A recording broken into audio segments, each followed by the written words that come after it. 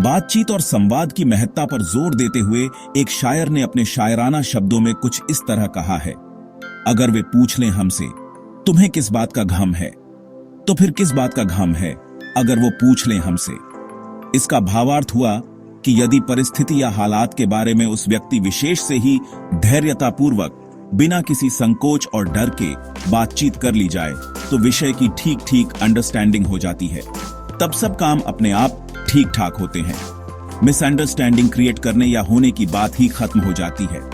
Misunderstanding संबंधित व्यक्ति से सीधे संवाद, बातचीत की कमी से पैदा होती है। लेकिन लोग केवल यही काम तो नहीं करते, वे लोग अर्थ का अनर्थ करने में माहिर होते हैं। उन्हें सही एक्चुअल स्थिति का कभी ज्ञान नहीं होता। ऐसे मनोविज्ञान के अज्ञानी लोग मानवीय संबंधों को समझने और निभाने में सबसे बड़ी गलती यही करते हैं। इस संसार में पदे पदे मति भिन्ना वाली स्थिति है। इस मनोविज्ञान को समझें। इसलिए संसार की इनबिल्ट स्थिति ही ऐसी है। अधिकांश विवादों, लड़ाई झगड़ों की समस्याओं की जड़ गलतफहमी अर्थात अज्ञानता ही होती है। गलतफहमी तब पनपती है जब आप सुनते कम हैं और अपने आप को ज्यादा समझदार समझकर अनुमान ज्यादा लगा लेते हैं। फिर जैसा अनुमान लगा लेते हैं वैसा ही मान लेते हैं। फिर आप कुछ नहीं करते, आपकी मान्यता ही आपसे काम करवाती है। बड़े बड़े अलगाव दुराव भाव में आकर सभी कठिनाइयां खड़ी होती हैं। ठीक उसी संबंधित व्यक्ति से खुले तौर पर बातचीत करने से गलतफहमियां पैदा ही नहीं होती। लेकिन बहुत से लोग ऐसा सोचते रहते हैं कि हम तो बड़े हैं, हमें बहुत अनुभव है, हम तो सब जानते हैं। लेकिन नहीं, ऐसा सोचने वाले लोगों को उनके पूर्वाग्रह ही धोखे में रखते हैं। फिर इसी अज्ञानता की स्थिति के कारण पैदा हुई भ्रांतियां ही परस्पर विकर्मों को करने और कराने का आधार बन जाती है।